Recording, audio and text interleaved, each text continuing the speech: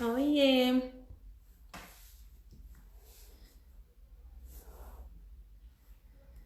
Peraí que já te chamo, Tamires.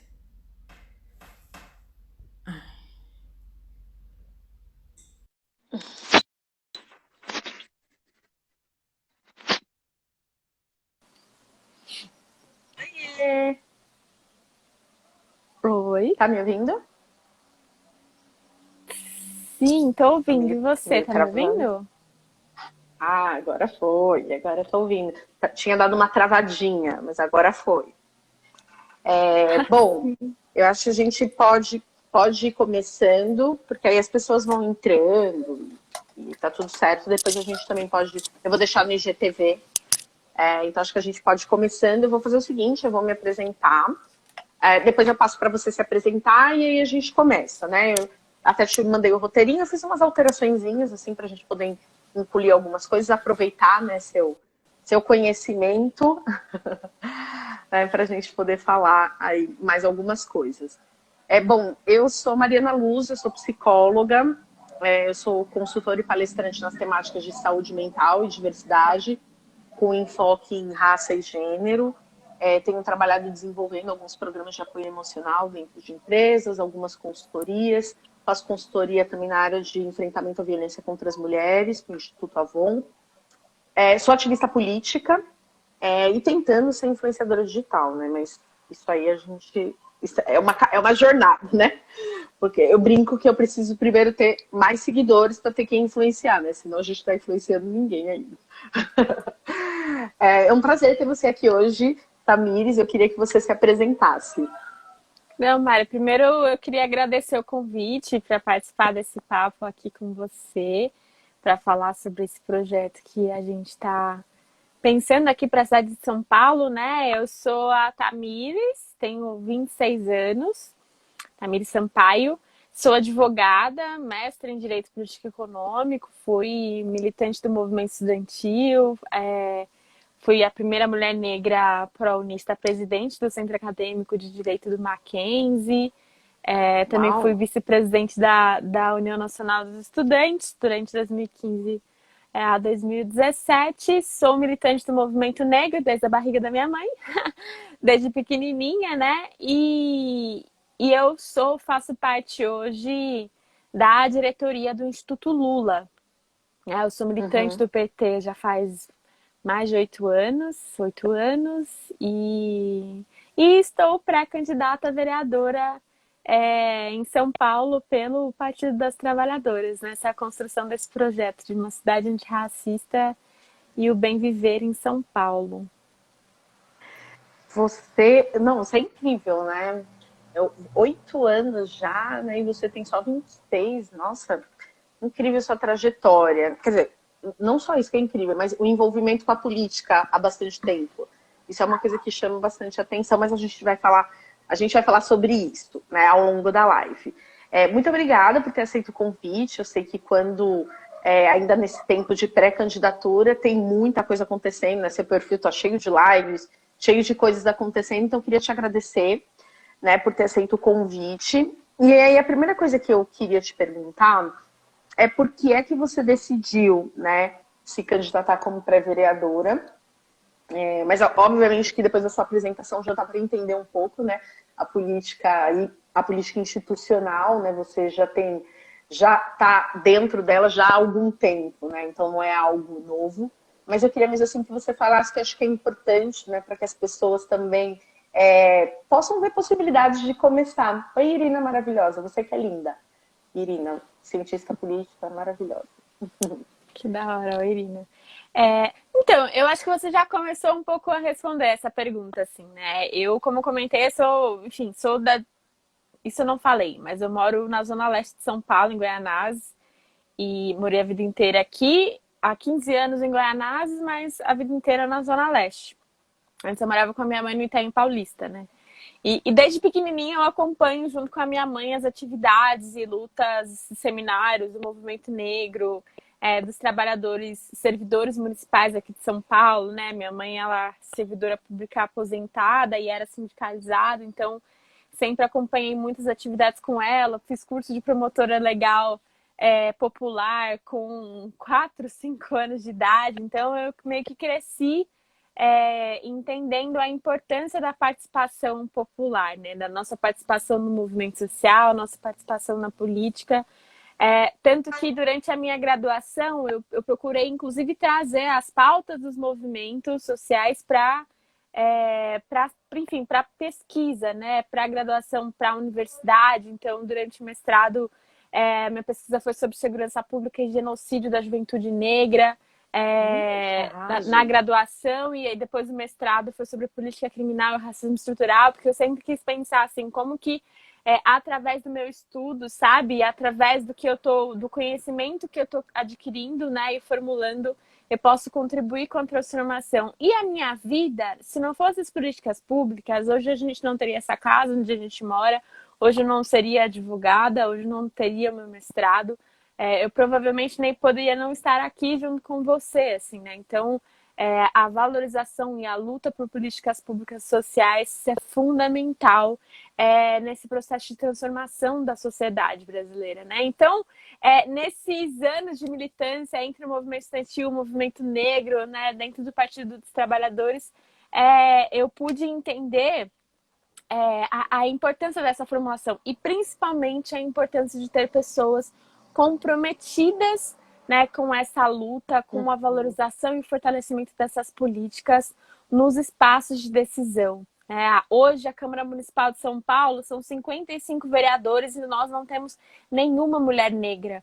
Né? Então, assim, e aí nós precisamos lutar pela representação das mulheres negras, mas que tenha mulheres negras periféricas, jovens periféricos que têm compromisso com a transformação, né? Porque a gente sabe, por exemplo, que tem aí o Fernando Holliday, que é um jovem negro que veio da periferia e que faz projeto de lei contra a cota, contra o Dia da Consciência Negra, né? Então, é necessário que a gente ocupe esses espaços, né? E eleja mulheres negras, jovens negros, trabalhadoras LGBTs, indígenas, que tenham um compromisso, sabe? Com uma política antirracista, com combate ao genocídio, com um programa de geração de emprego e renda, sabe? Com políticas de igualdade racial e combate à discriminação social e racial no país. Então, essa trajetória de militância, né, que se inicia no movimento estudantil, mas que também tem articulação no movimento negro, hoje...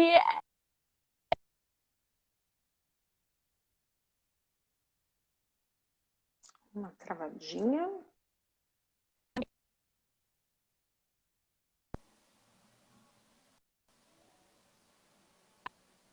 Oi, travou aqui, eu acho. Voltou, acho que voltou. Voltou? Tá. Voltou. Dessa pré-candidatura e, quem sabe, um futuro mandato. E eu costumo dizer, assim, uma coisa muito importante, assim, que não existe uma vereadora sozinha fazer nada, né? E por isso que esse é um projeto coletivo desde já, né?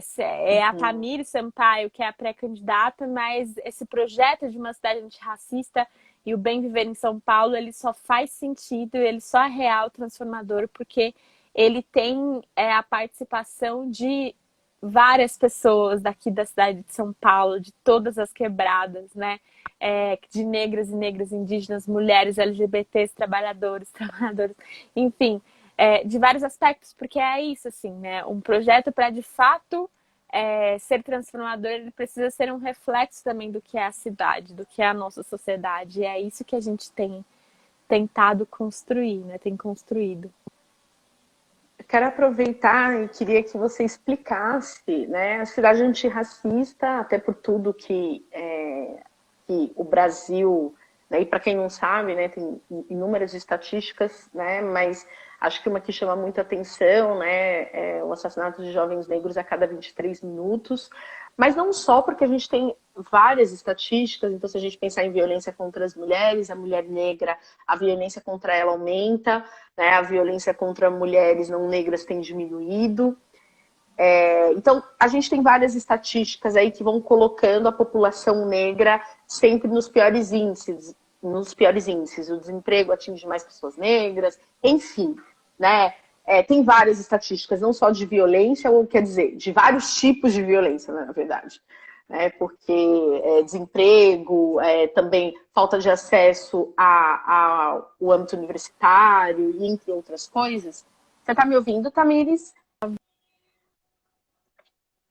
Tamires? Oi? Oi, Oi. voltou? Voltou? Voltou.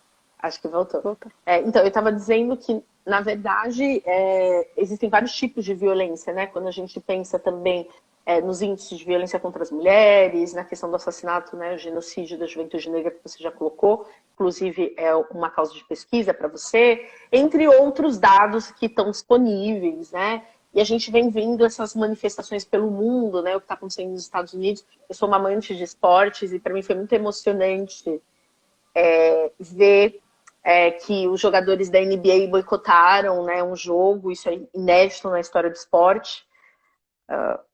Internet Tamires. Oi? Oiê. Voltou?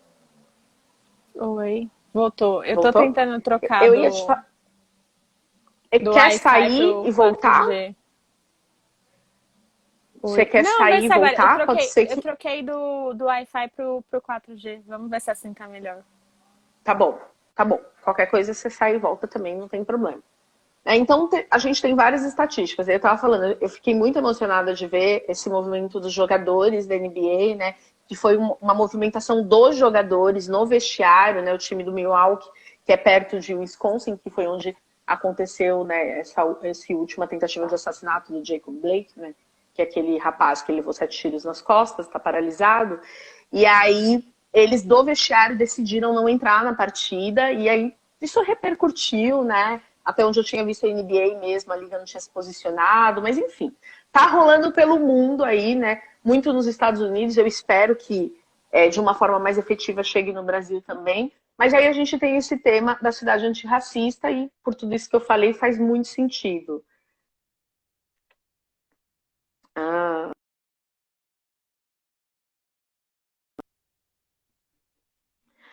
Tamires caiu, vamos esperar Tamires voltar. Fica tranquila, Tamires, a gente sabe, são os desafios.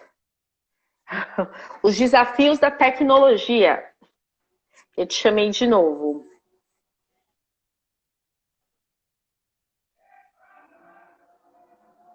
Vamos ver se conecta. Espera aí.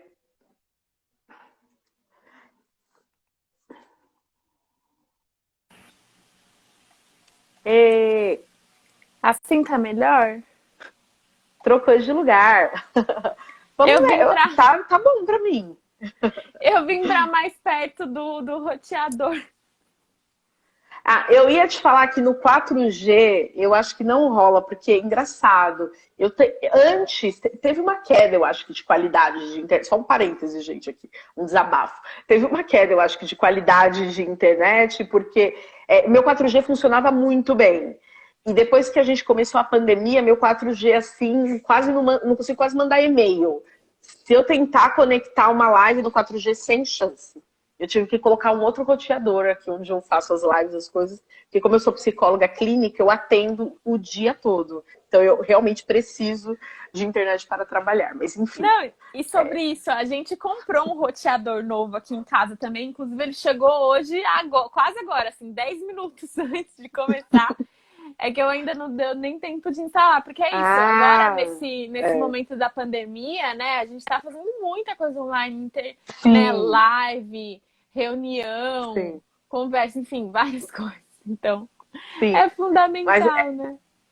Mas eu consegui ouvir, você estava falando sobre a questão das violências, né, e dos dados Isso. E aí, eu queria te perguntar, era uma introduçãozinha só para te perguntar sobre vou colocar como um tema, assim, mas você pode explicar melhor, né, como um tema base aí da sua pré-candidatura.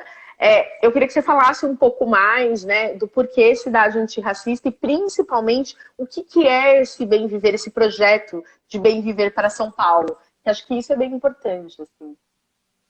Sim, então, como você mesma já deu essa introdução, né? A gente vive num país em que a cada 23 minutos um jovem negro é assassinado, a cada 2 horas uma mulher negra é assassinada, né? O racismo no Brasil, ele é estrutural e ele faz com que a população negra, é como se desde a abolição da escravidão, né, nos fossem relegados duas possibilidades, né? A precarização do trabalho ou a morte, né? Em especial com a juventude negra, né? Então, e em São Paulo, né, isso também se reflete, né? São Paulo, que é a nossa maior cidade, a capital, a maior capital que tem do nosso país, e é uma cidade com mais de 12 milhões de pessoas e que tem uma diversidade absurda, mas que também tem uma desigualdade profunda, né? Aqui o bairro em que você mora determina a quantidade de tempo que você tem de vida, basicamente, né? Porque morar na cidade, né, a qualidade de vida e a perspectiva de vida de quem mora na cidade de Tiradentes, em Moema,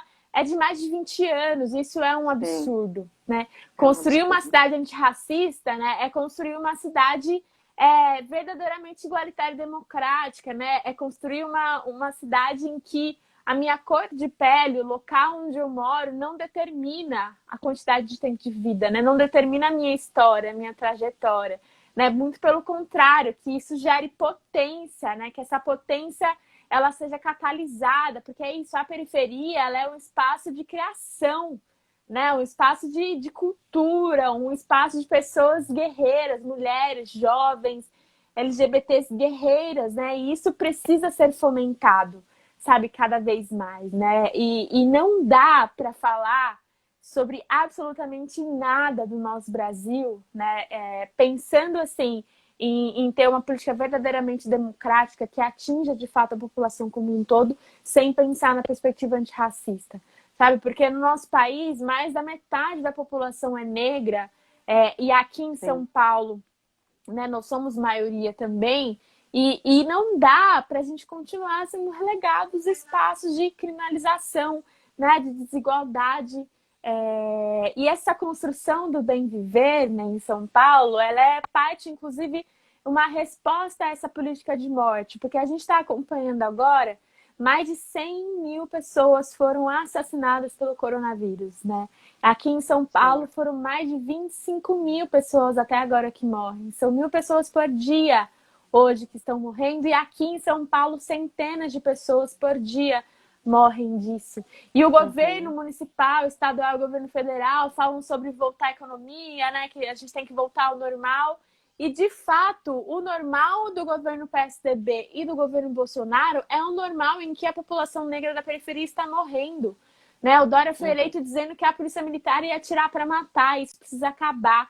Né? O Bem Viver é uma resposta a essa política de morte, porque é isso, em meio em que a gente vive numa política de morte, de extermínio da população negra, de falta de acesso, de precarização, de desmonte das políticas públicas, é necessário construir um bem viver, né? E o bem viver é uma concepção indígena, né, aqui da América Latina, e que desde 2015 as mulheres negras também passaram a apontar o bem viver como o norte do combate ao genocídio, né? E isso passa por pensar uma política de vida que reflita a nossa relação com a natureza, a nossa relação com o local onde a gente mora, né, com a nossa alimentação, com o espaço em que a gente vive. Então, é um projeto, se a gente for pensar, que não passa só pela eleição, assim, mas que passa por repensar a nossa lógica de viver em sociedade, sabe? E que é absolutamente necessário, porque hoje a gente está vivendo um momento que parece que nos é apático.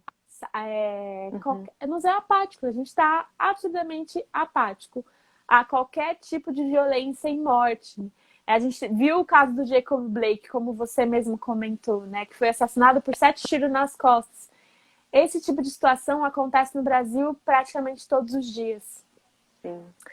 E por que a gente não para? Quando a gente fala que mais de 1.000 pessoas estão morrendo, sendo assassinadas pelo coronavírus, significa 5 aviões caindo todos os dias. E como que a gente está vivendo como se nada estivesse acontecendo, sabe? Essa política de morte que nos tentam promover, né, que esses governos todos promovem, elas, de certa forma, fizeram com que a nossa estrutura, né, a nossa sociedade como um todo naturalizasse essas violências, e isso não pode acontecer. E quando eu vi a foto dos jogadores de basquete que se negaram a entrar em campo, eu chorei, Mari. Eu chorei, porque eu falei assim, nossa, é isso, sabe? É isso. Não dá pra gente continuar o baile, jogar, né? Continuar o jogo, seguir a nossa vida como se nada estivesse acontecendo, enquanto a cada 23 minutos um jovem negro é assassinado. Enquanto nos últimos 10 anos a quantidade de assassinatos em pessoas negras aumentou 11,5% e de pessoas brancas diminuiu pela mesma proporção, sabe? Em 12%. Então, assim, não dá, assim, simplesmente não dá. E aí, assim, falar sobre cidade antirracista, falar sobre bem viver, construir isso de forma como um projeto coletivo é o mínimo, sabe? O mínimo que a gente que é na periferia, mas não só, precisa lutar, sabe? Não, com certeza. Eu fiquei também como eu falei, eu fiquei super emocionada, porque eu assisto NBA desde a década de 90, porque eu sou velha. Nossa. E eu assisto desde a década de 90, eu era criança, e eu torcia para o Chicago Bulls, eu acompanhei todos os títulos do Michael Jordan, eu tinha pôster, pasta, eu escrevia cartinha, gente, cartinha. Escrevia cartinha para concorrer a promoções, para conhecer, eu sabia todos os recordes de cabeça, eu gostava muito mesmo de basquete americano. Então, para mim, ver que foi uma ação dos jogadores com o risco, obviamente, a gente está falando ali de jogadores com uma vida estável, muito dinheiro, mas o risco de a liga poderia ter dado WO, poderia ter desclassificado o time, eles estão ali disputando um título, é a profissão deles, é relevante, né, Tamires? Mas não como alguém levando 7 tiros nas costas. E é essa mensagem que eles deixaram ali, e eu achei incrível, porque aí eu fui atrás, fui ver jornal, fiquei tipo horas assistindo sobre isso. E aí eles falaram que eles ligaram do vestiário pro governador, pro procurador-geral do estado, né, e para conversar e exigir aí um posicionamento e justiça. E aí depois eu vi que teve uma nota dizendo que a Liga ia marcar uma reunião também. Então, é bonito ver essa mobilização do esporte, né? Porque é isso, não tem nada mais importante do que estar vivo, do que ter os direitos garantidos, né? Nenhum jogo, e é justamente o que você falou, a vida seguir numa normalidade, enquanto a gente tem essas estatísticas, né? Eu não sei as estatísticas nos Estados Unidos, né? Mas eles são a população branca lá é muito maior, né? Agora aqui, né, num país onde a gente tem mais de 50%, e esses números, né, essas estatísticas que quando a gente vê, matam, né? Você citou aí algumas do Atlas da Violência, né, que foi publicado ontem, né, a parceria do IPE com o Fórum Brasileiro, né, de Segurança. E aí eu recomendo para as pessoas irem atrás. Inclusive, vou fazer um painel, já estou dando um spoiler aqui, a gente vai fazer um painel, acho que mês que vem, porque esse mês as agendas estão insanas, mas para falar sobre os números, uma discussão sobre o Atlas da Violência com o Fórum Brasileiro, com alguns outros convidados, vai ser bem legal, já deixo o convite. Porque realmente são informações que elas precisam vir a público, né, Tamires? Elas precisam, a gente precisa falar sobre elas, né? Não tem mais como a vida seguir da mesma forma com tudo isso que está acontecendo, né? Então, eu amei, eu já tinha ouvido, eu confesso que eu não sabia exatamente o que era o Bem Viver. Eu já tinha visto algumas mulheres negras falando sobre Bem Viver, né? Mas eu ainda não, e aí você explicou de uma maneira tão bonita que eu quero ir atrás, vou pesquisar mais sobre isso, porque realmente é uma maneira da gente lutar contra essa política genocida que a gente tem muitas vezes aqui, e até institucionalizada, né, infelizmente, mas com palavras, porque eu vejo um modo muito afetuoso, e como psicóloga isso me agrada muito, né, porque eu acho que tem várias formas de a gente estabelecer uma luta, né? E com afeto é uma delas também, assim, né? No sentido de que a gente pode buscar a garantia de direitos, mas o racismo ele já tira tanto, né, Tamires? E eu sempre digo isso no consultório, né? O racismo ele vai minando tudo da gente, né? Então esse ódio que com certeza com motivo, ninguém está dizendo que não é, e que ele existe, eu também tenho, acho que todas as pessoas que são negras têm. Mas a gente, como diz Angela Davis, a gente precisa canalizar isso, né? Porque se a gente não canaliza, destrói só a gente. E a estrutura, ela permanece matando de todas as formas, né? Então, eu adorei Bem Viver. Vou atrás disso, com certeza. Bom, você falou já desses números, né? Eu não sabia que não tinha nenhuma mulher negra aqui Não tem. na vereança aqui em São Paulo, muito triste. Eu sabia que os números são bizarros, assim, no Brasil, nível Brasil, mas aqui em São Paulo eu não sabia, né? Vamos torcer para a Tamires ser a primeira. Mas, de qualquer forma, eu queria que você falasse a importância que tem. Justamente acho que para a gente também incentivar um pouco mais, né, Tamires? Porque tem uma barreira muito grande, né, que é bem visível, né, porque as pessoas gostam de falar de viés inconsciente e tal. Acho que as coisas são muito visíveis, né? Onde tem poder, pessoas negras, pessoas LGBTs e mulheres, em geral, não ocupam, né, cargos assim. A política é um lugar de bastante poder, poder de decisão, né, poder de mudança, de transformação. Né, a política institucional, no caso, né? Porque fazer política, o que a gente está fazendo agora é fazer política, mas a política institucional. Queria que você falasse um pouco da importância que tem essa sua pré-candidatura e também o que a gente pode falar para outras mulheres, incentivar, né, outras pessoas jovens, principalmente, que eu tenho visto cada vez mais pessoas jovens também tentando adentrar esse espaço. Não, eu queria dar um oi pra Carlinha que tá assistindo a gente aqui, viu o comentário dela sobre o afeto revolucionário, assim, eu acho que é sobre isso mesmo, né? A gente tem que ter uma luta, tem que canalizar essa força, essa raiva para, de fato, um potencial, assim, né, transformador, né? Um transformador para Sim, fora, não um destruidor para sim, dentro da gente, né? Eu acho sim, que é sim. através do afeto mesmo que a gente consegue fazer os maiores processos assim, né, de transformação, de mudança, de criação. E aí, assim, eu diria que não só a minha pré-candidatura, sabe? Mas eu acho que essas eleições eu tenho acompanhado com muita felicidade cada vez mais mulheres LGBTs, jovens, negras e da periferia se colocando à disposição, disputando as eleições. E eu estava falando, inclusive, hoje, mais cedo, com um repórter do Jornalistas Livres, que está fazendo uma entrevista sobre a vitória que a gente teve essa semana, né, no TSE, das eleições Nossa, antirracistas, incrível. maravilhoso. E eu estava Sim. conversando com ele sobre a importância da Marielle nessa história, Ah, né, também, sobre como sim, o que aconteceu com a sim, Marielle, o brutal assassinato dela, né, o feminicídio sim. político, acho que dá para dizer, o primeiro feminicídio político na história recente nossa, como de alguma Uhum, forma isso produziu assim uma urgência de que mulheres negras, em especial mulheres negras, ocupassem espaços da política. Né, para que, inclusive, um legado que não foi ela que iniciou, que tiveram outras mulheres, homens negros da política, né? Pessoas que lutaram, inclusive, na época da escravidão, sabe? Pessoas que lutaram claro. pela liberdade do movimento negro unificado, as vitórias na Constituição de 88, sabe? E as políticas públicas de igualdade racial. E aí tem Benedita da Silva, tem Matilde Ribeiro, tem Vilma Reis, enfim, uma série de mulheres negras que construíram esse caminho para que, inclusive, fosse possível Marielle ser eleita no Rio de Janeiro, mas, ao mesmo tempo, sobre como esse brutal assassinato que ela teve, né, foi uma resposta de uma parcela que não suporta a ocupação de mulheres negras nesses espaços, né, e Uhum, que quer nos calar e falar, olha, esse lugar não é seu, e aí a gente devolve dizendo que não, esse lugar é nosso sim, nós vamos ocupá-lo e nós vamos produzir políticas públicas e transformar a nossa cidade, o nosso estado e o nosso país, né? E nós, negras, negros, periféricos, jovens, porque a política ela se transforma quando mulheres negras se ocupam, sabe? uhum. Quando jovens negros se ocupam, quando LGBTs ocupam, quando a classe trabalhadora ocupa.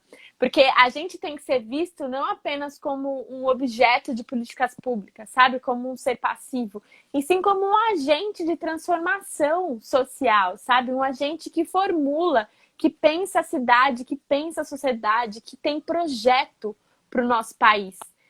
E é fundamental a ocupação nossa, e aí não é de só uma, Tamires, assim, mas de várias, né? Porque é como eu comentei para você, são 55 vereadores, 11 mulheres, não tem nenhuma mulher negra. E são mais de 2 Bizarro. milhões de mulheres negras aqui na cidade de São Paulo. Né? Nós precisamos ocupar essa Câmara Municipal de mulher preta, assim, né? De vários Sim, lugares, de mulher preta, de homem preto, de LGBT. Porque é isso, se a gente é mais da metade da população, o mínimo é que a gente seja pelo menos a metade do parlamento, do governo, né? De todos os espaços Com de certeza. decisão. Com certeza. Não, eu fiquei assim, né, você falando isso, né, 55 vereadores e nenhuma mulher negra, né, e mulheres, mesmo brancas, né, ou não negras, devem ter pouquíssimas. Eu fiz uma live com a Soninha Francini, né, que tá em mandato em exercício, e ela me falou um número, mas eu não vou lembrar, talvez É 9, uma só ou... que eu saiba, a Juliana Cardoso. Não, tem mais. Vereadora? Não tem É. mais. A própria Soninha é vereadora. Tem a Patrícia Bezerra, que é Não, são vereadora também. 11 Ah, mulheres, tá. mas mulheres não negras, tipo, não brancas, é só Juliana Cardoso que Ah, é indígena. É isso que eu tô dizendo pra só. você. Sim. Ah, tá. É Não, isso que eu só. disse. São 11 Sim, mulheres e só Juliana Cardoso de sim, mulher sim. indígena e nenhuma mulher Sim, negra. sim. Nossa, é bizarro. Mas esperamos que nessas eleições, inclusive a gente já deixa o recado, né, Tamires, para que nessas eleições isso mude, porque esse poder de transformação está nas nossas mãos, com o voto e com a politização. Eu queria até te fazer uma pergunta. Tem várias plataformas, né? Vou completar o recado. Tem várias plataformas para as pessoas procurarem candidatas, né? Eu acho que a própria Aniele Franco está fazendo um trabalho incrível, né, com a plataforma dela, né? Vocês podem acessar pelo Instituto Marielle, Eleições né? antirracistas, sim. Isso, exatamente. Tem também o Elas no Poder, o Vamos Juntas na Política, o Me Representa. Tem uma série de plataformas. Essas plataformas nem todas estão fazendo assim, estão voltadas especificamente para mulheres negras, para pré-candidatura. Mas, por exemplo, Vamos Juntas na Política, que é a plataforma da deputada Tabata Amaral, ela está apoiando a plataforma da Aniele. Então, as plataformas estão fazendo essas pontes entre si. Né? E eu acho que, como você disse, qualquer transformação para o Brasil, né, passa por termos mais mulheres e mais mulheres negras, com certeza, nos cargos, não só no setor público, mas também no setor privado. E eu queria entrar nessa pergunta com você. Eu sou uma pessoa que acredito muito nessa articulação público e privado. Mas eu sei que isso pode ser uma visão não tanto de esquerda, mas muito mais de centro, e em geral ela é vista como uma pessoa que está em cima do muro, uma pessoa que está abrindo mão dos direitos, que não está pensando nos direitos dos trabalhadores.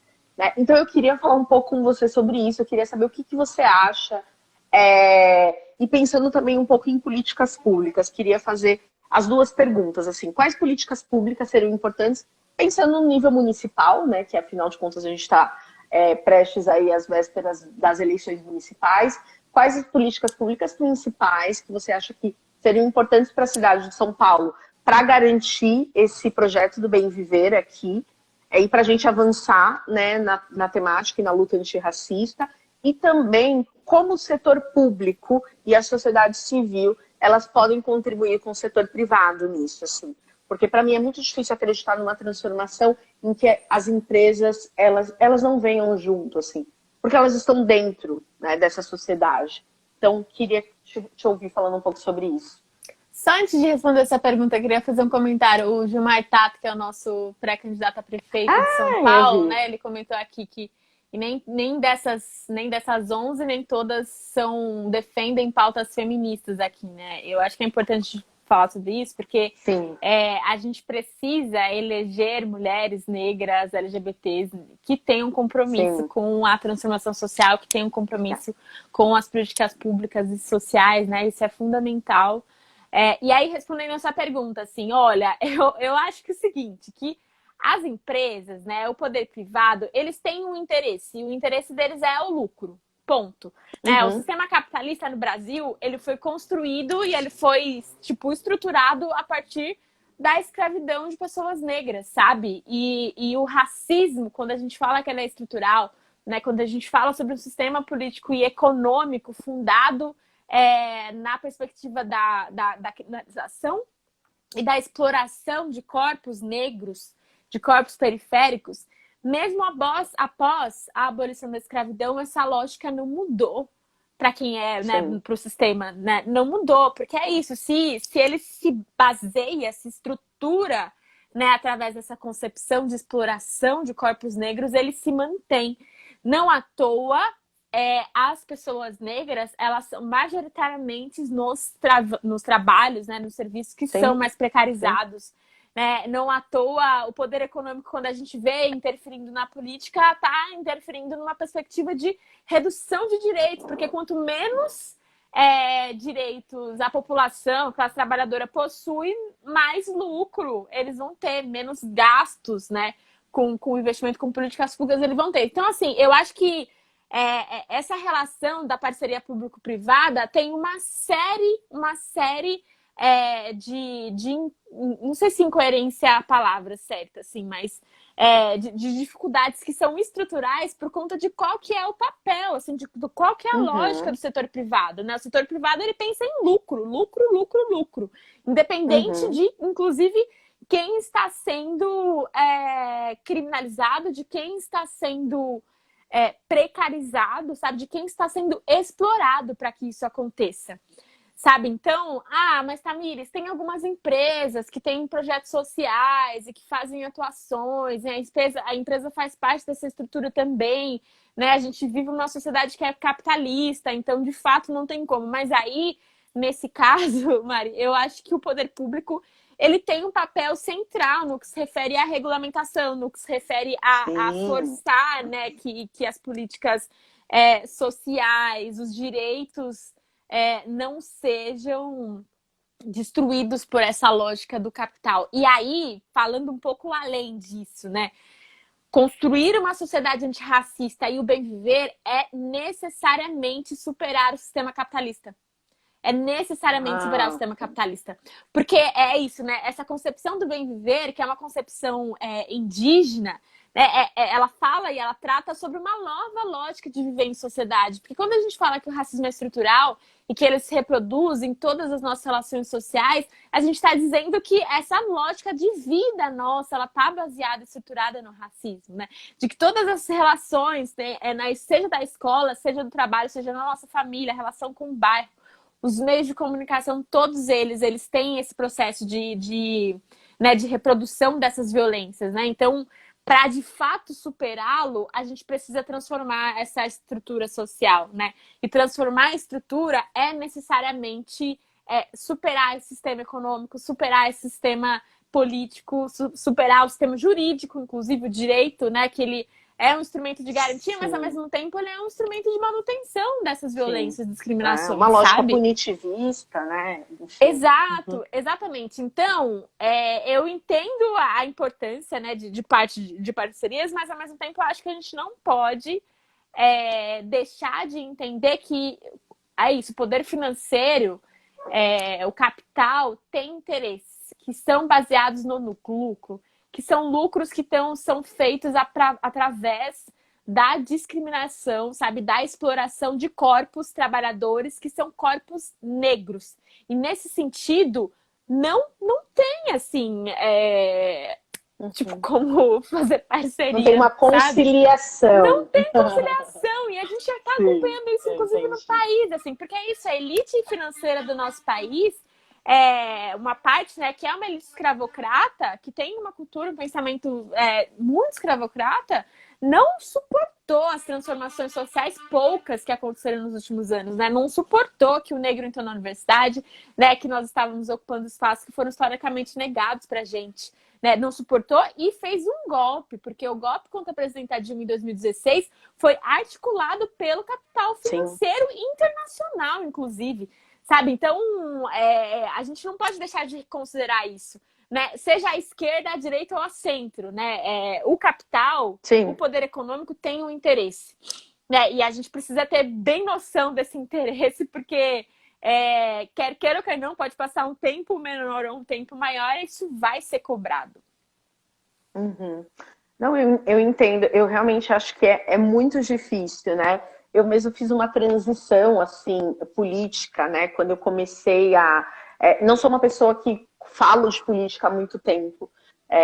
Tem mais ou menos uns 2 anos que eu falo mais, porque há 2 anos atrás eu resolvi começar uma campanha para ter mais voto em mulheres, né? Então, exatamente isso que você falou, né? que o Gilmar Tato falou também, né, pré-candidato a prefeito aqui na cidade de São Paulo, é muito importante, né? Não é que a gente vota em mulher porque ela é mulher, né? Nós votamos em mulheres, votamos em pessoas negras, votamos em pessoas LGBTs que estejam comprometidas com essas causas, para a gente ter uma política que é mais plural e mais diversa. Senão, de fato, não faz nenhum sentido, até porque a gente sabe que por conta, né, dos fundos partidários e algumas outras coisas, a gente tem, né, eu não gosto de usar esse termo de candidaturas laranjas, mas enfim, a gente tem candidaturas que são uma fraude, né, que elas não são reais, então a gente tem que tomar bastante cuidado. Ou também pessoas que não estão comprometidas com essas pautas, e aí, obviamente, elas não vão agregar. Mas eu entendo que o que você está falando, dessa lógica do capital, a gente está numa sociedade capitalista, é que eu vejo mesmo uma dificuldade. Eu lembro da Manuela Dávila, quando ela foi no Roda Viva em 2018, me marcou muito, assim, porque primeiro que ela foi muito maltratada, isso me marcou muito. E segundo, a lógica machista, né, muito patriarcal, né, e além do que, por ela ser de extrema esquerda, né, então tem essa coisa de morte aos comunistas, né? E aí eu lembro que uma das perguntas que fizeram e insistiram de fazer para ela foi justamente de como construir, que eu vejo que é o grande desafio, quando a gente pensa em vencer um capitalismo, né? Como fazer isso se esse é o sistema vigente, instituído. Para mim é muito difícil visualizar isso, né? E por isso que eu fui buscando outras construções que para mim fizeram mais sentido politicamente para um agora. Mas eu acho que é muito importante, porque o capitalismo ele é um sistema que perpetua desigualdades, eu entendo isso, né? Ele não é um bom sistema, ele é o que está vigente, mas ele não é, de fato, um bom sistema econômico, político, ele não é um bom sistema, né? Então eu concordo contigo, sim. E aí a pergunta que fizeram para a Manuela Dávila foi como, né? Como é que poderiam o comunismo, né, o socialismo, que é para chegar no comunismo, nunca deu certo, o comunismo, propriamente dito, nunca foi instituído em nenhum lugar totalmente. Então fizeram essa pergunta de como que a gente poderia fazer aqui. Ela deu uma resposta tão bonita, que foi justamente, não tem algo construído, a gente tem que construir algo para o Brasil. Né? Não é pegar uma ideia pronta de algum lugar, porque é isso, né? Nós somos um país plural, diverso, que gigante. Tem uma história, tem uma realidade, tem uma sociedade, né? Sim. Que essa construção do que vai ser essa superação, Sim. ela precisa ser construída a partir da nossa realidade. Né? Exato, exato. E que alguém precisa começar, né? Porque também se a gente seguir na lógica de que é muito difícil, que ninguém vence o capital, né? E aí a gente seguir, né, perpetuando as desigualdades, que isso é uma coisa que realmente, para mim, é muito difícil no capitalismo, é sempre um aumento de desigualdades, né? Então vem a crise, e aí vem, né, na pandemia, a gente vê um país que já é muito desigual, né? Considerado um dos mais desiguais do mundo. O que vai acontecer, né? Eu não estou chamando nem de pós-pandemia, porque o pós-pandemia acho que vai demorar, sei lá, uns 10 anos, no mínimo. Mas eu tô pensando no pós-vacina. Né? Quando vier a vacina, que a gente parar de pensar nessa lógica de sobreviver, né? E aí você tiver que, de fato, retomar uma série de coisas, como é que vai estar o Brasil, né? Enfim, financeiramente, né? Economicamente, na verdade, todas essas perspectivas. É uma coisa que me preocupa muito. Não sei se você quer acrescentar alguma coisa sobre isso, senão a gente muda o tema. E aí a gente vai para a última pergunta. Pode ir, pode passar. Então tá bom. Porque faltam 15, e aí eu sou muito falante. E as minhas lives são super falantes, assim. Eu gosto que as pessoas falem e tudo mais. Então eu vou fazer mais uma para dar tempo da gente fazer a mensagem final. Porque senão a gente depois tem que fazer mensagens finais muito corridas. E a mensagem final aqui, ela é direcionada, tá, Miris? Porque eu sou meio controladora. Eu fiz uma live com a Manuela Dávila e ela falou perguntou meu signo. Então eu falei, eu vou ter que dar uma mensagem, mas ela é direcionada, porque eu gosto de mensagens finais temáticas. E aí ela perguntou, qual é o seu signo que você quer controlar a live? Aí eu falei, não, eu sou peixes, nem sou tão controladora de signo. Mas peixes é controladora, sim. Quem disse que não? Eu quis dar uma, né, pra ficar bonito, né? Mas enfim. Bom, a última pergunta, eu acho que a gente podia... a gente fez uma série de discussões, mas eu acho, não sei se a gente falou alguma coisa de políticas públicas mesmo, eu acho que é importante. Só para, eu não sei se você também tem isso, assim, se não tiver, não tem problema. Algumas políticas públicas que seriam importantes aqui para a cidade de São Paulo, né? Porque então, se, na minha pergunta anterior, como você disse, não dá para fazer essa conciliação. Setor privado, setor público, né? O setor público tem que ter essa intervenção e de fato, regular né, o Estado, a economia, enfim, tudo mais.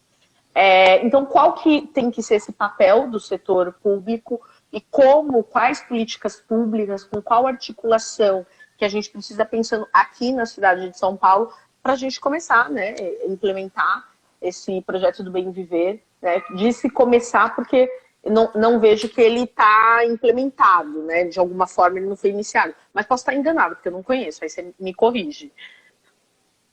Não, eu queria dar boa tarde para a Cida Lima, que está assistindo a gente aqui, que é uma mulher negra da Anzol, a Associação de Mulheres da Zona Leste, uma referência aqui da luta das mulheres negras de São Paulo. Sobre políticas públicas, olha, eu acho que tem um conjunto de políticas que precisam ser feitas, né? Algumas urgentes, várias urgentes na realidade. Então, diante dessa crise econômica, aumento do desemprego, distribuição de renda, geração de emprego é fundamental. E fazer isso, inclusive, pensando outras formas, sabe? Através de bancos comunitários, de fortalecimento das cooperativas, da economia solidária. Né, acho que são políticas que deveriam ser pensadas, inclusive pensando um pouco nessa lógica, né, de superação desse sistema econômico, valorização e fortalecimento das políticas sociais, da educação, da saúde. Aí não dá para falar sobre isso sem falar sobre a necessidade de revogar a PEC que congela os tetos de gastos, né, que faz o teto de gastos de investimentos na saúde e na educação. Essa semana, em relação à educação, a gente teve uma vitória muito grande, que foi a aprovação do Fundeb no Senado Federal, né, que é o Fundo Nacional de Desenvolvimento e Manutenção da Educação Básica e Valorização dos Professores. Graças ao Fundeb, inclusive, o Fundeb ele chega aqui em São Paulo, em investimento para a educação, a cerca de 2 bilhões de investimento na educação, assim, né? Então, o Fundeb é fundamental, é o que garante a educação pública, e a gente precisa pensar formas aqui na cidade de valorizar e de aumentar esse orçamento, esse investimento em educação, em saúde pública. Agora, diante da pandemia do coronavírus, né, o debate da saúde ficou ainda mais urgente, mas a gente precisa valorizar os hospitais, né, fortalecer os hospitais, fortalecer os trabalhadores de saúde, garantir equipamentos de proteção individual, garantir que as estruturas, tanto dos postos quanto dos hospitais, consigam de fato atender a população, porque é absurdo essa situação em que a gente está vivendo, e os hospitais da periferia tenham UTIs que estão superlotadas e que, por exemplo, aqui em São Miguel, na Zona Leste, né, o Hospital de Setúbal, eu estava vendo uma notícia algumas semanas atrás que 90% das pessoas que chegam na UTI por conta do coronavírus morrem. Isso é um absurdo. Isso é um absurdo. Então, valorizar a saúde é fundamental, a cultura também na periferia, né? Eu acho que, inclusive, parte da construção desse Bem Viver de uma cidade antirracista necessariamente passa pela valorização da cultura periférica, né? E inclusive, assim, de pensar as potências que já existem aqui, né? De como a gente consegue catalisar elas mais e mais. E aí isso passa, inclusive, por um projeto de segurança cidadã. Né? A gente está vivendo, como a gente falou, né? A cada 23 minutos um jovem negro é assassinado. A gente tem no Brasil a polícia que mais mata e a polícia que mais morre. E essa lógica, essa política de segurança, da forma como ela é pautada no Brasil, é uma política de extermínio, de morte, de guerra à população negra, em especial à juventude negra. E isso precisa acabar. A gente precisa construir uma política de segurança que seja baseada na garantia de direitos, né? Na valorização da vida. Né? E isso necessariamente passa pelo fortalecimento das políticas sociais, assim, né? Então a gente vê como as coisas estão ligadas, né? Como os projetos, né? Esses processos, eles estão relacionados, né? Isso sem falar de garantia de moradia, de saneamento básico, né? A gente tem acompanhado durante a pandemia, a gente fala para as pessoas ficarem em casa, garantir a higienização. E como que as pessoas ficam em casa, né? Garantem a higienização dentro de casa quando sequer tem casa. Sabe, mais de 1.000 famílias foram despejadas aqui em São Paulo diante da pandemia. né? A população em situação de rua aumentou, quase que dobrou durante essa gestão do PSDB, do Dória e do Covas, né? A gente precisa garantir políticas de habitação popular, de saneamento básico, porque isso também passa pela saúde, né? Porque saúde não é só Claro, combate à doença, né? claro. Saúde é Não. garantia de uma moradia digna, né? De direitos Sim. trabalhistas, de mobilidade urbana, de lazer e cultura nas periferias, né? Então, acho que passa por um conjunto, né, de uma série Arrasou. de ações. Sim, não, mas você arrasou, né?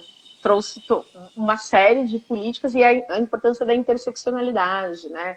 E não tem como você pensar numa política, né, de habitação separada da saúde, da educação, né? Então, foi ótimo. E aí já deu uma ideia também, né, para as pessoas do porquê e por que é tão importante, né, assim que as candidaturas forem oficializadas, né, e a gente puder pedir voto, mas eu já deixo aqui o apelo nesse final da live para as pessoas, né, seguirem, né, a Tamires, pré-candidata a vereadora aqui em São Paulo, né, como uma mulher potente. E aí, por tudo que você disse, né, como uma possibilidade real de alguém que pode ajudar nessa transformação que São Paulo e que o Brasil precisa, né? Considerando a importância que São Paulo tem, né, para o cenário do Brasil, tanto político quanto econômico. Bom, falta uns 6 minutinhos para a gente acabar. Eu queria que você deixasse sua mensagem final em 3 minutos, para dar tempo de eu finalizar com calma. E como eu disse, sou controladora, então eu queria que você falasse da importância do voto, levando em conta, primeiro que é um ano eleitoral, né? Então é muito importante, mas principalmente porque em 2018, que foi o que me moveu para o ativismo político, foi pensar que mais de 40 milhões de brasileiros votaram brancos e nulos nas últimas eleições presidenciais, né? E isso para mim é um número inaceitável, assim, né? Eu não sei, eu fico pesquisando, lendo muito sobre isso e tentando entender em que momento ou os motivos que fizeram com que as pessoas não achassem que a responsabilidade de conduzir uma pessoa à presidência do país estava na mão delas, assim, né? Por que elas se ausentaram com inúmeras justificativas? Eu sei que foi uma eleição muito difícil, por conta do que você falou, dessa organização do golpe, o impeachment, enfim, e tudo que veio depois disso, mas ainda assim 40 milhões de pessoas é muita gente, né, Tamires?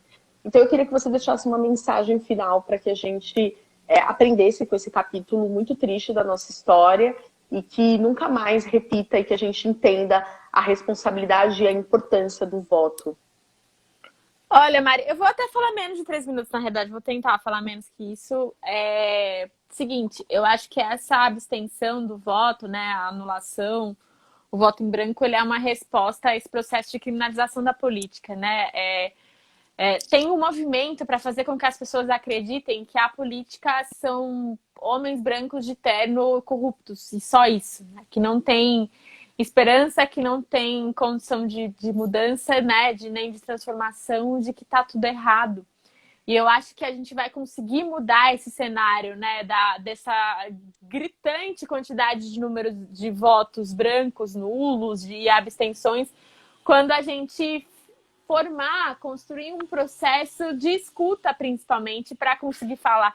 Porque eu acho que não tem, não é assim, Tamires, fale para as pessoas a importância do voto. Né? Na realidade, ouvir elas para a gente fazer com que elas entendam que política faz parte do dia a dia. Né? Que política é o local onde você mora, é o transporte que você pega, é o local onde você trabalha, é a sua relação com a sua família, é a sua relação com o seu bairro, é o local onde você tem lazer ou não tem lazer.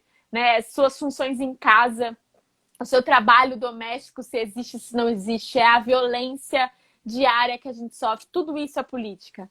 Né? E quando a gente passar a entender, de certa forma, que tudo isso é política, a gente vai, né, a sociedade como um todo vai passar a entender a importância do nosso voto, e não só de votar, porque é isso, assim, a cidadania e a participação popular, ela não se inicia E muito menos deve terminar Se com o esgota, voto claro. na urna, muito pelo contrário, né? Porque muitas pessoas votam e acabam esquecendo em quem votou, e isso é inadmissível. A gente precisa votar, garantir que as pessoas sejam eleitas e acompanhar todo o mandato, seja do Poder Legislativo, seja do Poder Executivo, participar das audiências, participar do processo, porque depois também não adianta jogar, né, pra cima.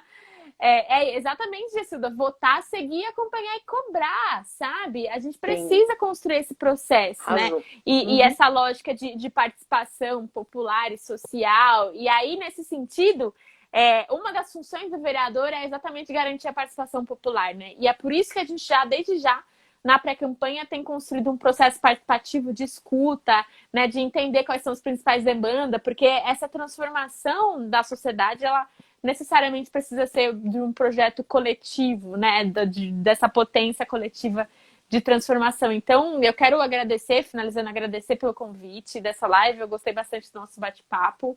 E quem não me conhece, está me conhecendo aqui agora, me siga nas redes sociais, aqui no Instagram e no Facebook, @soltamires.sp. E no Twitter, @soltamires_sp, Tamires Sampaio. E bora construir essa cidade antirracista e o bem viver na nossa cidade. Eu queria te agradecer muito, Tamires, por ter vindo aqui fazer essa construção. Espero mesmo que a gente tenha outras possibilidades, mesmo após novembro, ano que vem. Né? Te desejo muito boa sorte na pré-candidatura, né? Que seja um processo, né? Porque eu sei que não é fácil, né? Assim, política não é um espaço fácil. Mulheres sofrem muita violência na política, né? Mulheres negras sofrem muita violência, né? Então, acima de tudo, que seja um processo também que você possa sair fortalecida, né? E que você se cuide bastante também. Acho que é isso que eu posso desejar, né? O autocuidado é uma mensagem aí, já que eu sou psicóloga, então, para deixar, e queria te agradecer muito, eu aprendi muito com você.